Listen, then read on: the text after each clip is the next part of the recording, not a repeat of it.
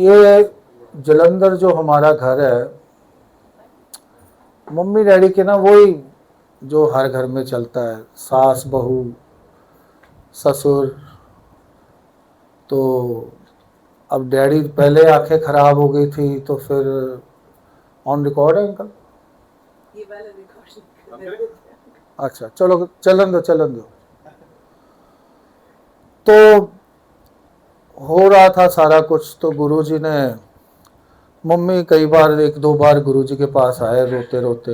हाँ आज फिर सौरे ना लड़ाई हो गई? हाँ जी गुरुजी। चल कोई नहीं, वड्डे या तेरे तो। जिस दिन मम्मी की लड़ाई होती थी, एक चीज गुरुजी की बड़ी पक्की होती थी। गुरुजी ने, कसूर किसी का भी होता था, गुरुजी हमेशा मम्मी से माफ़ी मंगवाते थे। कहते बड़े है ना, मांग ले माफ़ी दो। ये आप लोग भी सुनो ध्यान से।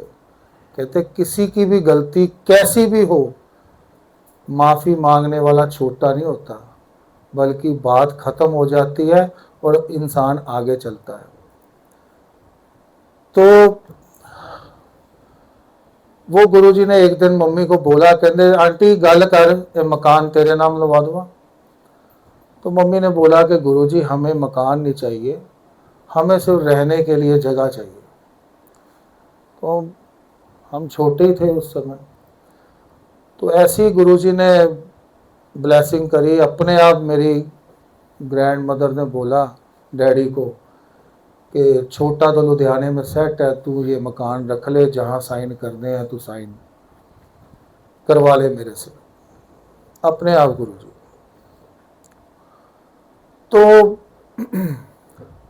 फिर थोड़ा समय निकला तो गुरुजी ने, हाँ वो चीज़ मैं पार्ट भूल गया,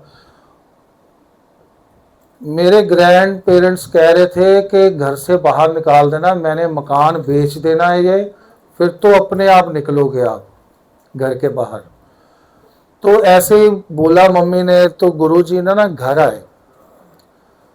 आए तो जहाँ हमारी किचन थी, किचन की बैक साइड पे गुरुजी जाके ना खड़े हो गए और सबको बाहर निकाल दिया, सबको। कहते तुम लोग सब बाहर चले जाओ। काफ़ी देर गुरुजी खड़े रहे वहाँ पर। फिर आए, जैसे ही घूम के मम्मी की तरफ हुए तो गुरुजी ने बोला, कहते ये जिन्ना मर्जी जोर लगा लन, इन्हों का हुण मकान नहीं बिकना। तो वही होता था, जब तक मेरे ग्रैंड पेरेंट्स रहे हैं उन्होंने एंड तक जोर लगाया। ग्राहक आता था, दोबारा पूछने नहीं आता था। जो बंदे कहते थे तू इतनी रकम ले ले, वो भी ना कर गए अपने आप, मतलब कि वो बिका ही नहीं वो। तो फिर उसके बाद मेरी दादी ने डैडी के नाम कर दिया। तो अब तो चलो बहुत टाइम हो गया, सब अपनी अपनी जगह पहुंच गए जहाँ पहुंचना था। तो फिर उसके बाद ऐसे ही मन में आया कि यार गली में सब मकान, क्योंकि हमारा वो मेन बाज़ार में है तो काफ़ी कमर्शलाइज एक्टिविटी वहाँ होती है, तो काफ़ी रेट हाई हो गए उसके। तो ऐसे ही मन में आया कि चलो इसको बेच के ना बाहर कोठी कोठी बनाते हैं। तो सोचने लगे। अब वो हमारे साथ भी वैसा ही हो, अब तो गुरुजी कर गए थे वहाँ जो करना था। तो ग्राहक आए, देखे रेट तय हुए, वो भाग जाए। हमने कम भी करने की कोशिश करी, वो आए ही ना। पता नहीं 100 ग्राहक आए होंगे, वापस कोई बात ही ना करे दोबारा आके। एक दिन गुरुजी से डैडी ने बात करी, गुरुजी वो मकान बेचना है, तो आपने कुछ किया था तो अब बिक नहीं रहा, तो आप क्या कृपा करो थोड़ी सी। तो गुरुजी हंस पड़े, कहते मैंने वापस जाना पैना उसे। तो एक ना हमारे रिश्तेदार है, तो वो ना पंडितों को बहुत मानते हैं।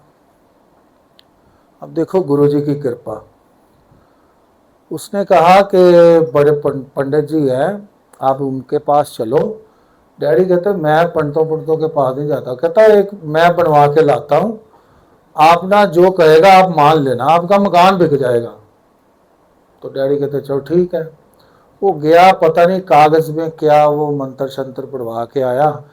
कहता है इसको अपने घर में ना वहां लटकाना जहां हवा से झूलता रहे। अब हमें जगह मिली नहीं, देखते रहे देखते रहे देखते रहे। वो एक अमरूद का पेड़ था, उस पर बांध दिया। मैं कहा ये यहाँ पर हवा चलती है तो हिलता जुलता रहेगा, और पूरा जोर लगाएगा बेचने के लिए। हमें जी उस कागज का पता ही नहीं है कि वो बांधा हुआ है कि नहीं। गुरुजी ने ऐसी वो बुद्धि हमारी इधर को फेर दी।